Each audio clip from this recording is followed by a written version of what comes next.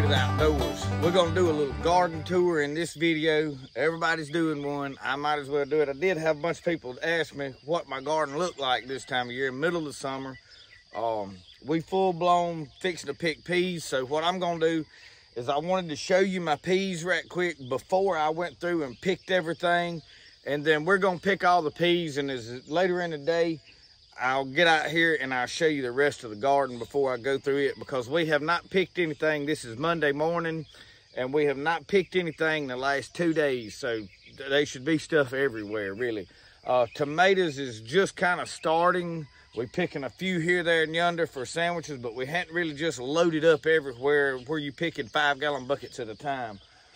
So let me get these peas picked. I'll show you a little bit of them, and then I'll pick y'all back up and we'll look at the rest of the garden this morning.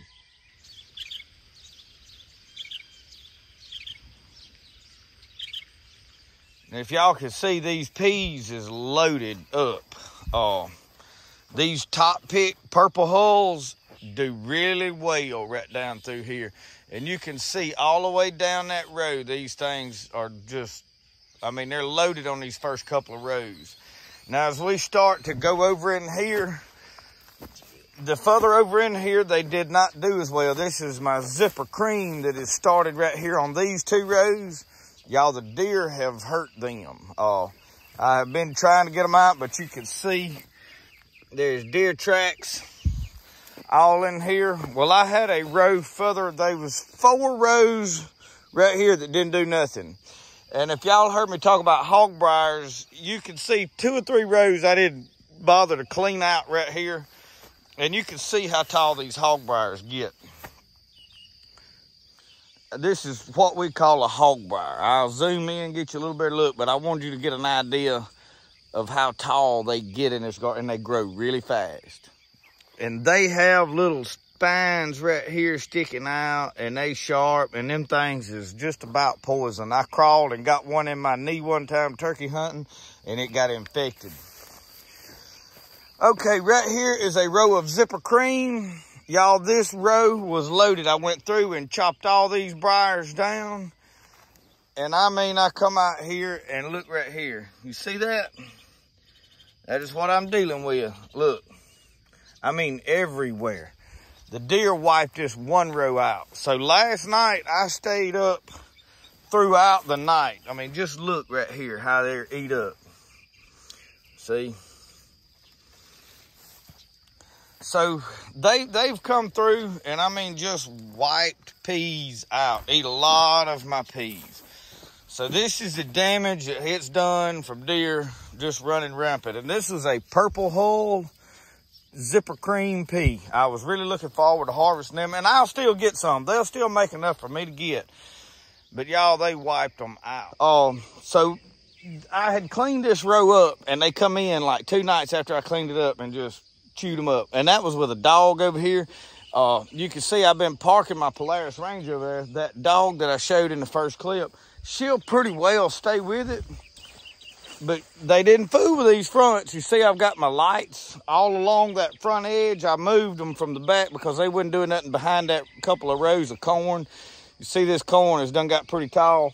So the lights wasn't benefiting over here, so I moved all those blinking lights over here to this side. Well, that has prevented the deer from eating this side up. So that is what has saved this side of the peas, and that's why I'm loaded up with peas over here and not over there. So I know somebody's going to ask, well, I thought you had lights. They were going to save the garden. Well, I need about 8 more lights to go around this. So probably next year, I'm going to invest in a electric fence to put around this pea patch. Once I get it planted, and I'll fix it where I can take both ends down, where I can run the tractor through. I've had people talk about that tall netting. It works good, but you've got to do something to keep the deer out of them. So down here on this upper end, I have done picked. I'm picking 2 rows. I got my bucket, and these upper ends are not as loaded as that end down there, and it's because I had lights on that end on both sides, and not up here, and the deer started eating up here, and I pulled the lights to up here. So what I'm doing is going through here, y'all, and I'm just grabbing peas. And these top pick purple hull, this is top pick. for me, they're the best pea to grow. You see that's purple. Well, when they get like this and they have that purple strip down it, you can pick them. Now, if they're still like this one and very much green down that strip, don't pick them yet. So, you know, a lot of people say, wait till they're completely purple to pick. Well, you don't have to do that either. You can pick them a little before that. So anyway, I'm gonna get all these peas picked. I'll pick you back up. We'll look at the rest of the garden. Y'all, that air conditioner right there is running, so that's the racket you hear. These are Better Boys. This is in a tub that is just dirt. And you see the tomatoes that's on it. Again, right here, the wicking tub. Y'all, it drinks a lot more water. And look at how little the tomatoes are. Those are like, let me show you. This is my hand beside those tomatoes. And let's come right here. And this is my hand beside these tomatoes. Y'all, I'm struggling to like the wicking tub. It drinks way more water than just a bucket of dirt. Now, it'll grow a bigger plant. You see how that plant is bigger? But I'm after fruit, not plant. My goldenrod, touch me nots, our solar powered clothes dryer. Y'all using solar powered clothes dryers like that? And y'all, somebody asked the other night on live about freeing the chickens. You see these babies out running around everywhere, but y'all, they don't last long out. I've got a fraction of what I originally had that's out. Babies running loose, you see. They're over there on that bucket. There they go. Let's take a tour of the garden and see what it looks like. The heat is really doing in. My Cherokee purples, I have lost them. I did spray them with some stuff to control blight, early blight and late blight, and it has stopped the early blight in some of the other tomatoes, but in the Cherokee purples, I don't know what happened to it. I don't know what disease got them, if it was the heat or what it was, but it has really got them. So you see I have got my sprinklers. I've got one there and another one on down there.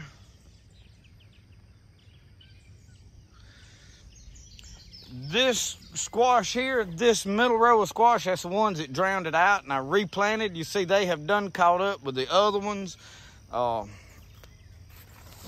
I don't know, y'all, what this plant exactly is.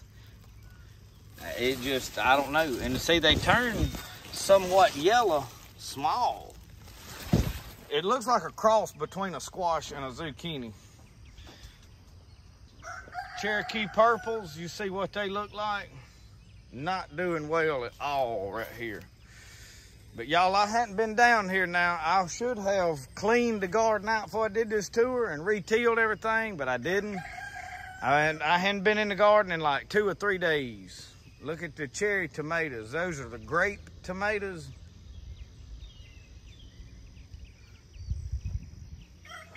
But now Michelle has been through and picked the squash this morning. You can see that's golden zucchini.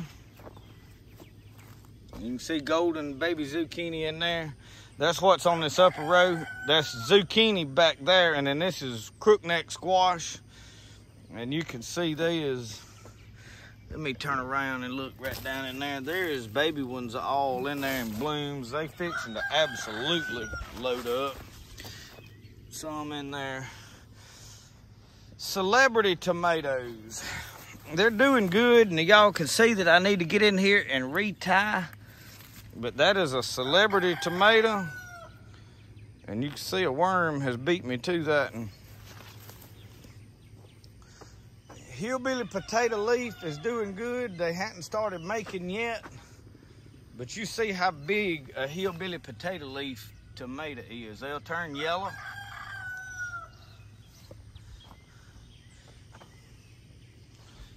There's still some zucchini in there.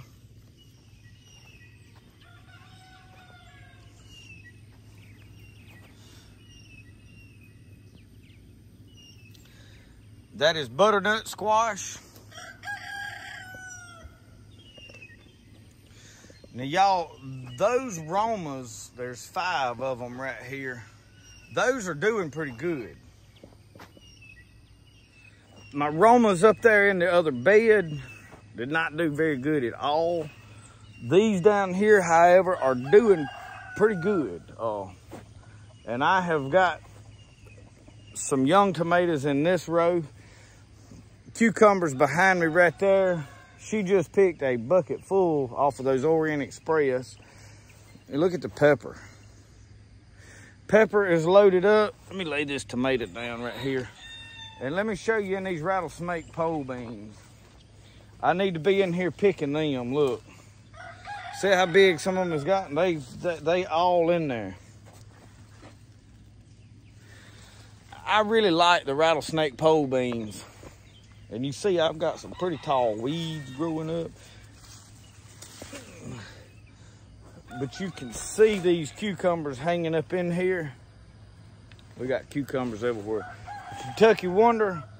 And see, I thought I was planting all down through here jalapenos. But now they are showing up to be banana peppers. So, I don't know. I'm fixing to have to do some different deal on my seed saving. This is the national cucumbers. There's some of them still all in there. We got okra coming on. It ain't quite ready to be cut. Yeah, there's some down here that could be cut. Okra. So you can see it is getting up about head high. At this stage of the garden, it's a little bit tough to, and I'm throwing, as I pick like something, I'm throwing it out at the end where I can pick it up when I go in. And see this, I've got to get in here and stake. Everybody wants to come through and show their garden when it's in its tip-top shape, and look how perfect it is. Y'all, this is what it looks like in reality. Especially when you working full-time and trying to garden on the side, which is what we do. And a lot of people watching my Instagram and YouTube think, well, all I'm doing is gardening. No, I have to try to make this do as much on its own as it will. And I'm trying to work pottery and everything else I've got going on. And then sometimes this somewhat gets neglected. But here's the deal with my tomatoes. I'm not trying to make them keep tomatoes all year. I planted some of these late ones in. I'm going to come in here this week and restake.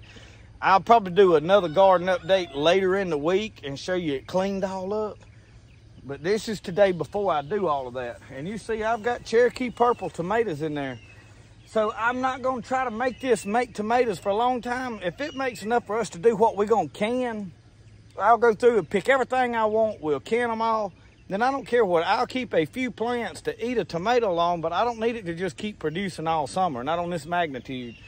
And we'll give a lot away. We already have given a lot away. So this is a strawberry tomato. They turn black. It's called a black strawberry. Y'all, and on these Cherokee purples, I was going to show you, I seen one over there that was doing it. Something is getting them, and I think it's a little worm bites them, and they just completely turned to mush on me. This one is just starting. See how when that gets bit, then the whole tomato rots. So what happens to those is I throw them up yonder toward the chicken pen, and those chickens pick them up. So it's not really a loss for me, not in total, but I am going to get plenty of Cherokee purples. The Cherokee purple does not can good. We have not been good on keeping them, but I don't know what happened to these vines, y'all. I honest to God, do not. From what I looked up, said a lack of water. Well, it wasn't a lack of water that got these, because I got sprinklers I've been running an hour every day. And the tomatoes right beside it are doing like wonderful, you know? So I don't know what to say on them. This is a Cherokee purple, and it has not died. It is starting to. See, that just turns brown. There's no yellowing. So this is the reality of gardening. It's not all Instagram pictures. You know what I mean? A lot of people think it is. They think, oh, well, you good at it. Everything's perfect. No, it's not perfect. You put a lot of work in it to make it look perfect. So next thing, I wanted to take you down here and I wanted to show you the corn.